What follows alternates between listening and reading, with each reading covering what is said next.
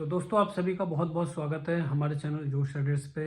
आज हम लोग किसी गाड़ी का रिव्यू नहीं कर रहे हैं, बल्कि उस रिव्यू करने से भी ज़्यादा एक बहुत ही इंपॉर्टेंट टॉपिक के बारे में मैं आपसे बात करना चाह रहा हूँ। क्योंकि हमारे एक दर्शक हैं, उन्होंने कमेंट में ये कहा कि भाई मैंने भी एक गाड़ी बनाई थी और मेरी गाड़ी जो है खींचने की नौबत पे है या शायद खींच भी गई है, और फाइनेंस वाले अब मेरे पीछे पड़े हुए हैं और मैं फाइनेंस वालों से अपना मुंह छिपाता फिर रहा हूँ। तो ये कमेंट जो है हमारे उस भाई ने किया है, स्क्रीनशॉट आप स्क्रीन पे देख सकते हैं उनका।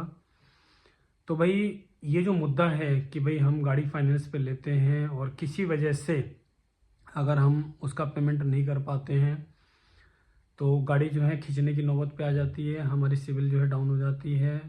ठीक है, मेंटली बहुत ज़्यादा टेंशन होती है कि भाई ईएमआई बाउंस हो रही है तो उसका पेमेंट अब कैसे होगा, फाइनेंस वाले पीछे पड़े हैं। तो है ना, आदमी इमोशनली, फिजिकली और इकोनॉमिकली भाई तीनों तरीके से जो है वो डिप्रेशन में आ जाता है। तो इसका समस्या का समाधान क्या है? समस्या तो हम जान जान गए हैं, ठीक है, कि समस्या ये है और ये समस्या जो है आए दिन सभी के साथ होती रहती है। तो इस समस्या का समाधान क्या है, तो उसके बारे में जो है बात करने वाले हैं। आगे बढ़ने से पहले भाई आप सभी से एक रिक्वेस्ट ये है कि यार भाई एक बहुत ही अच्छी बात हम लोग करने जा रहे हैं, आपकी समस्या का समाधान कर रहे हैं, तो यार एक कप चाय तो आप हमें पिला ही सकते हैं, है ना। तो चाय चाहे 10 रुपये की हो, 20 रुपये की हो, 30 रुपये की हो, 50 की हो, 100 की हो, जैसी आपकी इच्छा। तो अपने इस भाई को भाई एक कप चाय जरूर पिलाइएगा। क्यूआर कोड आपको मैं स्क्रीन पे दे रहा हूँ, क्यूआर कोड को स्कैन करिए और अपने भाई को जो है गिफ्ट करिए चाय का एक कप। ठीक है, आगे बढ़ते हैं। अब देखिए, सबसे पहली चीज़, जैसे ही आपका आपका जो किस्त है वो बाउंस होती है, पहली किस्त बाउंस होगी, बैंक वाले बड़े प्यार से बोलेंगे भाई साहब पेमेंट कर दो। ठीक है, आप किसी वजह से नहीं कर पाते हैं तो दूसरी बार जैसे आपका जो किस्त है वो बाउंस होगी, बैंक वाले थोड़े से स्ट्रिक्ट होकर आपसे कहेंगे कि भैया जी आप किस्त का पेमेंट करिए, ठीक है जी, नहीं करोगे गाड़ी खींच लेंगे, ये कर देंगे वो कर देंगे। थोड़ी सी धमकी वाली लैंग्वेज भी आ जाती है टोन में। इसके बाद जैसे आपकी तीसरी किस्त बाउंस हुई, भाई साहब वो फिर आपके घर पे पहुंच जाएंगे, ठीक है जी, आपकी गाड़ी खींचने के लिए तैयार बिल्कुल, और आपके पीछे पड़ जाएंगे कि लाओ भाई हमारी जो किस्त बाउंस हुई है वो पैसे लाओ। ठीक है, और इस तरीके से फिर आपका जो है हरासमेंट चालू हो जाता है। तो यानी आपकी जो समस्या है वो स्टार्ट हो जाती है, यानी आप समस्या में आ जाते हैं, आप समस्या में फंस जाते हैं। अब फंस तो गए, कोई दिक्कत नहीं भैया, समस्याएं आती रहती है जीवन में, हर तरीके की आती है, पैसे से जुड़ी हुई आती है, रिश्तों से जुड़ी हुई आती है, और भी तरीके की समस्याएं आती रहती हैं जीवन में। लेकिन सबसे बड़ी बात यह है कि उस समस्या से हम बाहर कैसे निकलें। समस्या का आना बड़ी बात नहीं है, समस्या से बाहर कैसे निकलें, उसका समाधान क्या है, समस्या का समाधान का पता होना बहुत ज़्यादा ज़रूरी है। इसलिए मैं आपसे कह रहा हूँ कि आप जो है हमें एक कप चाय ज़रूर पिलाइए। ठीक है, स्क्रीन पे जो क्यूआर कोड दे रहा है, क्योंकि आपकी समस्या का समाधान जो है आपको देने वाले हैं, आपको मज़ा आने वाला है। ठीक है, तो देखो सबसे पहली चीज़ आपको क्या करना है, जैसे आपकी किस्तें बाउंस हो जाती हैं, गाड़ी खिंच जाती है, कोई बात नहीं, ठीक है, तो आप क्या करिए, खींचने से पहले आप गाड़ी को किसी भी तरीके से आप गाड़ी को खींचने से बचाइए। ठीक है, आपको क्या करना है, आपको करना है एक वकील। आप एक वकील के पास जाइए, उस वकील को आपको भाई 2 या 3 हज़ार रुपये लेकर जा जाता, बहुत बड़ी बात नहीं, 2 से 3 हज़ार रुपये कैसे भी मैनेज करके एक वकील को हायर करके उससे आपको ये कहना है भाई कि आप वो जो बैंक है जिससे आपने पैसा लिया है फाइनेंस पे, उस बैंक ने आपको नोटिस दिया होगा। जब भी आपकी किस्त बाउंस होती है तो बैंक की तरफ से ना एक नोटिस आता है। तो जैसे ही आपके पास नोटिस आए, ठीक है, तो उस नोटिस के जवाब में आपको ये काम करना है कि आपको एक वकील हायर करना है, 2 से 3 हज़ार रुपये जो भी वो लेगा, उसकी फीस होगी वो आपको पे करनी है। और आपको घबराना बिल्कुल भी नहीं है, जो मैं समाधान बता रहा हूँ, ठीक है, उस समाधान के बाद ना तो बैंक वाले आपको कॉल करने के हैं, ना बैंक वाले आपसे किस्त के लिए कहेंगे, ना बैंक वालों की हिम्मत होगी आपकी गाड़ी की तरफ आंख भी उठा के देख ले, खींचना तो बहुत दूर की बात होगी, ठीक है, आंख भी उठा के देख नहीं सकते हैं वो आपकी गाड़ी की तरफ। ठीक है जी, और आपको किसी भी तरीके से आपके साथ बदतमीजी नहीं कर सकते वो। ठीक है, जो समाधान मैं बताने वाला हूँ, ठीक है जी। तो ये चीज़ है। आपको वकील से क्या कहना है, आपको वकील से कहना है कि भाई मुझे ये जो बैंक वालों ने नोटिस भेजा है, ठीक है, कि मैंने किस्त नहीं चुकाई है, और बैंक वाले नोटिस में बेसिकली यही भेजते हैं कि भाई आपकी ये जो किस्त है ये बाउंस हो गई है, आप इसका पेमेंट करिए, ठीक है, आप अपनी किस्तों को कंटिन्यू करिए। अगर आप नहीं करोगे तो हम आपके ऊपर लीगल एक्शन लेंगे। इस तरीके से वो नोटिस में भेजते हैं। तो आपको वकील से कहना है कि भैया इस नोटिस का जवाब में हमें जो है आप 2-3 बातें जो अभी मैं आपको बता रहा हूँ वो आपको वकील के जरिए उस नोटिस के जवाब में आपको भिजवाना है, ठीक है, बैंक के पास।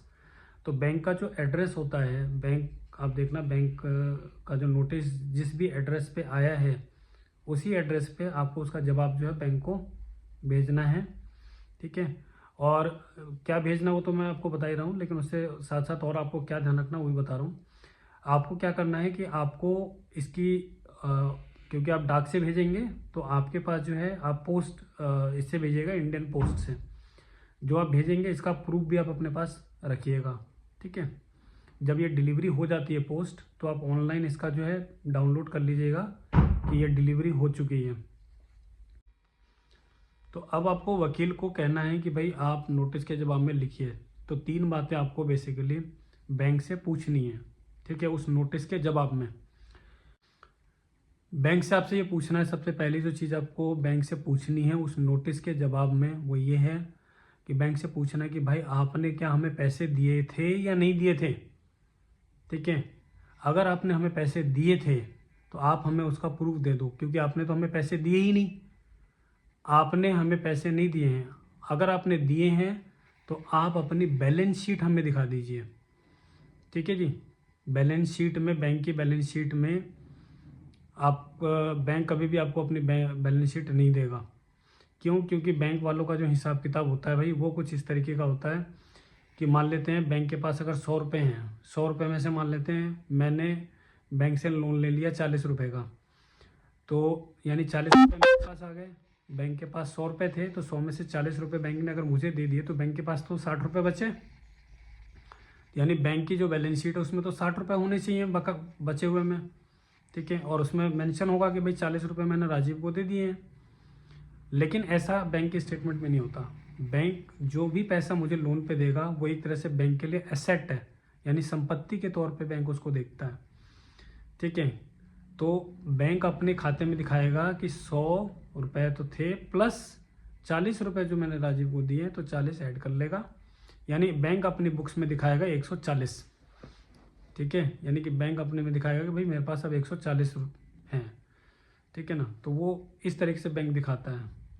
तो बैंक से आप मांगिए उनका बैलेंस शीट, ठीक है। बैलेंस शीट आपको मांगनी है कि बैलेंस शीट आप दिखाइए, बैलेंस शीट में कहाँ है कि आपने मुझे पैसे दिए हैं, ठीक है, या आपने कहाँ से पैसे दिए वो, ठीक है। दूसरी चीज़ कि आपने भाई आपने वो पैसे अगर आपने बैलेंस शीट अगर आपने मुझे दिए हैं तो बैलेंस शीट में दिखाइए, और कहाँ से दिए हैं वो भी दिखाइए।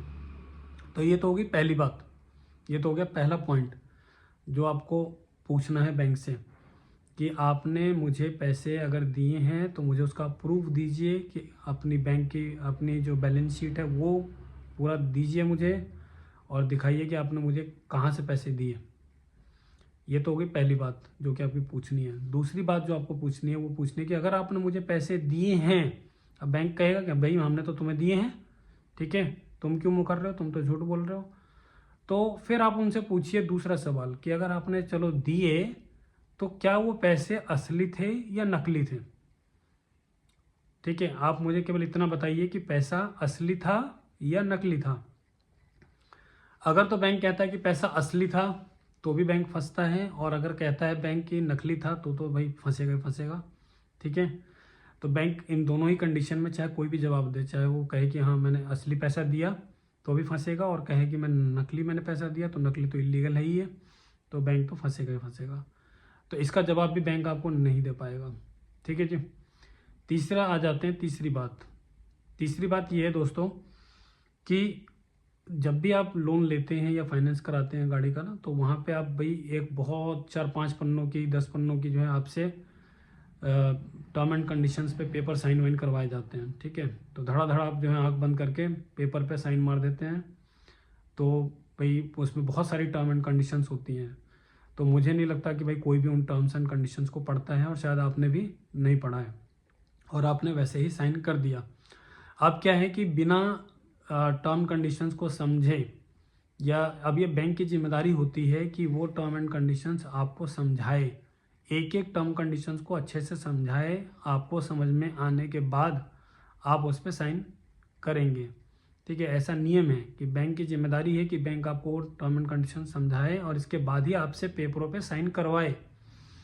और लेकिन बैंक ऐसा करता है कि कभी, बताइए, कमेंट करिए यार, मुझे भी लगे, नहीं करता है। बैंक आपके सामने पेपर रख देता है, पन्ने पलटाए जाते हैं, आप धड़ाधड़ साइन मारते चले जाते हैं। ठीक है जी, डॉक्यूमेंट फॉर्मेलिटी पूरी हो जाती है और आप फंस जाते हैं।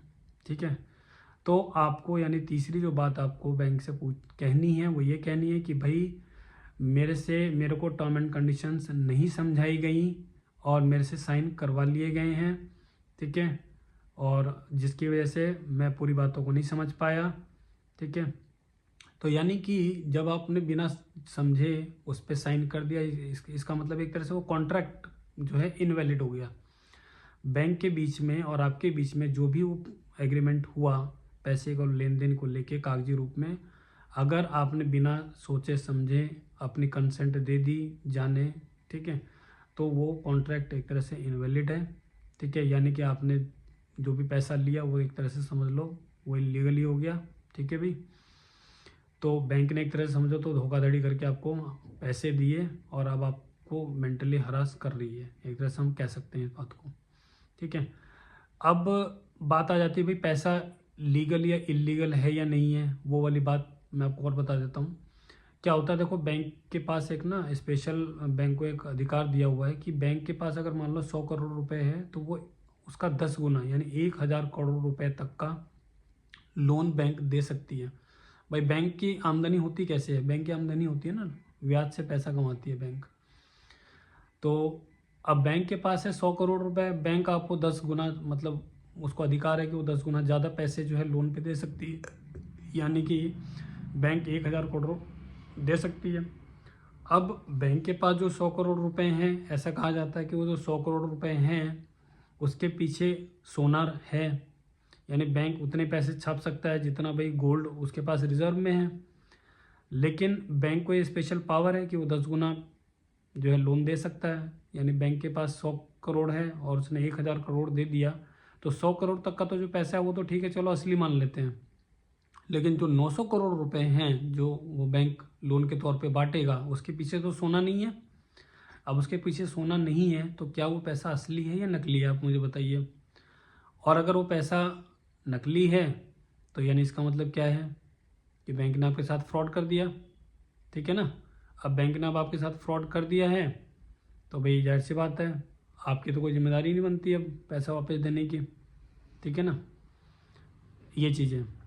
और एक चीज़ और आपको बता देता हूँ कि बैंक जो है जो भी लोन, जो बैंक, अगर 1 रुपये की अपन बात करें कि आज के टाइम में हमारे 1 रुपये की कितनी वैल्यू है, तो वो है 777 मिलीग्राम। ठीक है, 777 मिलीग्राम सोना, ये कीमत है हमारे 1 रुपये की।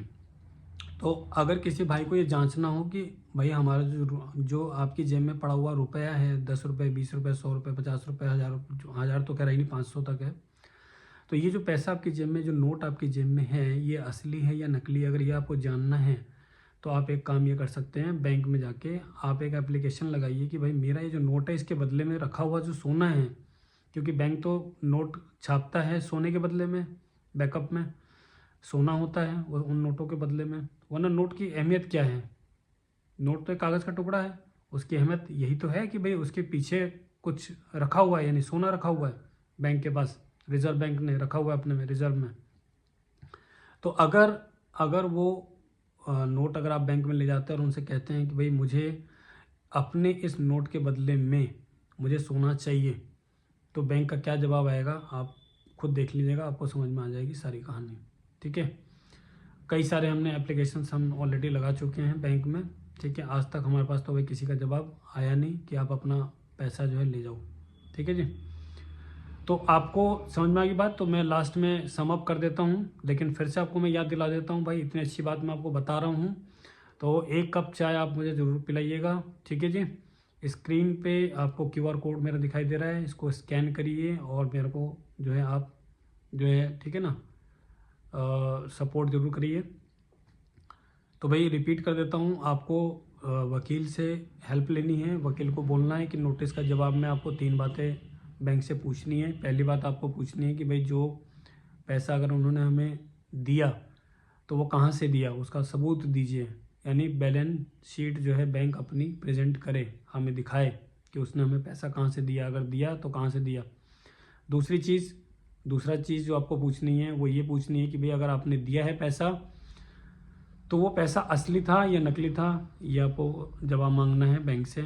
और तीसरी चीज़ आपको कहनी है बैंक से कि आपने जो टर्म एंड कंडीशंस हमें समझाई नहीं अपनी, और आपने हमसे साइन करवा लिए, ठीक है, और बिना जाने समझे मैंने उस पर साइन किए हैं, वो एक तरह से इनवैलिड है।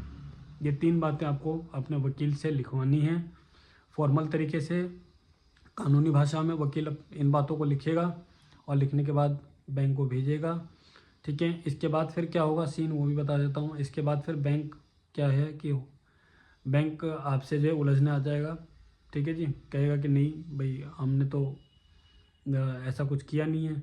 लेकिन आपको बता दूं कि आपका ये मामला कोर्ट में चला जाएगा, ठीक है जी। क्योंकि जब कोर्ट में जब भी कोई लोन का मामला चला जाता है तो फिर बैंक आपको फोर्स नहीं कर सकती है, ठीक है, EMI पे करने के लिए और इन सारी चीज़ों के लिए। जब तक भाई आपका मतभेद हो गया बैंक के साथ, जब तक वो मतभेद नहीं सुलझेगा तब तक उस पर फिर आगे कोई कार्रवाई नहीं हो पाएगी। और मतभेद देखो तभी सुलझेगा, आपके जवाब जो भी आपने जवाब मांगे हैं बैंक से, जब तक वो जवाब बैंक नहीं देगा तब तक वो मामला अटका रहेगा, ठीक है। और बैंक इन बातों का जवाब देगा ही नहीं, ठीक है। फिर बैंक क्या करेगा, बैंक बीच का रास्ता निकालेगा। बैंक क्या होता है देखो, कोर्ट कचहरी में जो होता है ना, कोर्ट कचहरी तो हम यूँ कहें कि बनाई गई है लोगों को राहत देने के लिए कानूनी तौर पे। लेकिन क्योंकि कानून हमारे यहाँ इंडिया में कुछ कानून भाई सख्त है, कानून तो कानून है, और कानून तो भाई किसी को नहीं देखता कि कौन है कौन नहीं, कानून तो कानून है। अब वो किसी के पक्ष में भी हो सकता है, किसी भी पक्ष में भी होगा। लेकिन अब अगर जिसके अब बैंक वालों के विपक्ष में ज़्यादातर कानून कई बार रहते हैं, तो उससे बचने के लिए उन्होंने क्या करा हुआ है, इन्होंने बीच में जो है ट्रिब्यूनल बना लिया है, ठीक है। अब तो बैंक क्या करता है, अपना केस ट्रिब्यूनल में डाल देगा, ठीक है। अब ट्रिब्यूनल में क्या होता है, ट्रिब्यूनल में रिटायर्ड जजों को बिठाया जाता है, और वो जो जज होते हैं वो बैंक वालों से उनकी बहुत अच्छी सेटिंग होती है। तो अगर आपका मामला वहाँ पे भेजते हैं तो फिर वो जो जज है वो बैंक के फेवर में फैसला करता है, ठीक है। नॉर्मली ये देखा गया है। लेकिन वो सिचुएशन बहुत बाद में फेस करनी पड़ेगी आपको, हो सकता है बाद में आए या ना भी आए, हो सकता है, ठीक है। तो ये चीज़ है। अब इन सारी बातों को देखते हुए मैं आपसे एक ही चीज़ कहूँगा कि आप पूरी कोशिश करिए कि EMI का पेमेंट करने की। इन केस भाई ऐसी स्थिति है कि खाने के लिए भी पैसे नहीं हैं और आप नहीं कर पा रहे हैं, ठीक है, तो फिर आपको फाइनली यही रास्ता अपनाना पड़ेगा। आपको बैंक से ये 3 सवाल आपको पूछने पड़ेंगे, ठीक है। कोर्ट में मामला जाएगा, ठीक है, कोर्ट में मामला पड़ा रहेगा, ठीक है। लेकिन इस बीच में आपको थोड़ी सी राहत मिल जाएगी, आपको कुछ समय मिल जाएगा कि आप जो है बैंक वालों के उस हरासमेंट से बच जाएंगे और आप पैसे का इंतज़ाम कर पाएँ, ठीक है। तो अगर पैसे का आप इस बीच में इंतज़ाम हो जाता है, आपकी कमाई हो जाती है, ठीक है, तो फिर आप जो है काम ये कर सकते हैं कि भाई बैंक को तो अल्टीमेटली देखो पैसा चाहिए, ठीक है। तो अब बैंक को आप पैसा पे करके आप सारा अपना सेटल वेटल करके, ठीक है, केस को अपनी गाड़ी को जो है रिकवर कर सकते हैं, गाड़ी को वापस रोड पे चला सकते हैं, कोई खींचेगा भी नहीं, ठीक है। तो इस तरीके की जो है ये चीज़ें हैं। बाकी इसके ऊपर मैं और भी ज़्यादा डिटेल में वीडियो बनाना चाहता हूँ, लेकिन क्या है कि ये एक ऐसा टॉपिक है भाई, मेरे को थोड़ा सा वो है कि है ना, बहुत सारी चीज़ें हैं यार यूट्यूब, क्योंकि अपना तो है नहीं, मेरा तो प्लेटफॉर्म है नहीं, तो अब क्या हो जाए ना हो जाए पता ही नहीं, ठीक है। इसलिए आपसे रिक्वेस्ट करता हूँ कि आप लोग जो है इंस्टाग्राम पे भी आप मेरे को जाके फॉलो कर लीजिए, जोश राइडर्स के नाम से अपना जो पेज है उसको फॉलो कर लीजिए इंस्टाग्राम पे भी। इन केस अगर कल को भाई ये यूट्यूब का चैनल रहे ना रहे तो फिर आप वहाँ पे हम लोग साथ में रहेंगे, जुड़े हुए रहेंगे, और फिर आगे हम अपनी चीज़ों को, अपनी बातों को, आपको काम की बातें जो है मैं आपसे शेयर करता रहूँगा, ठीक है ना। तो हम लोग आपस में जुड़े रहेंगे। तो उम्मीद करता हूँ भाई कि ये जो वीडियो है आपको थोड़ी सी राहत दे पाएगी। पूरी राहत तो नहीं दे पाएगी, लेकिन हाँ थोड़ी राहत दे पाएगी। और भी बहुत सारी चीज़ें हैं इसमें, वो भी मैं आपको आने वाले वीडियोज़ में बताऊँगा। लेकिन मुझे इस वीडियो पे हर बंदे का सपोर्ट चाहिए। हर बंदा जो इस वीडियो को देख रहा है मुझे, ठीक है, एक कप कॉफ़ी या चाय जो वो ज़रूर पिलाएगा, ठीक है। QR कोड को स्कैन करेगा और आप तक मेरा प्यार जो है वो पहुंचेगा, ठीक है। वो चाय कॉफ़ी जो है मेरे तक पहुंचेगी, ठीक है। तो इसी उम्मीद में कि आप लोग मेरे को सपोर्ट करेंगे। मिलते हैं फिर अगली वीडियो में। तब तक के लिए अपना ध्यान रखिए, गाड़ी ध्यान से चलाइए। बाय।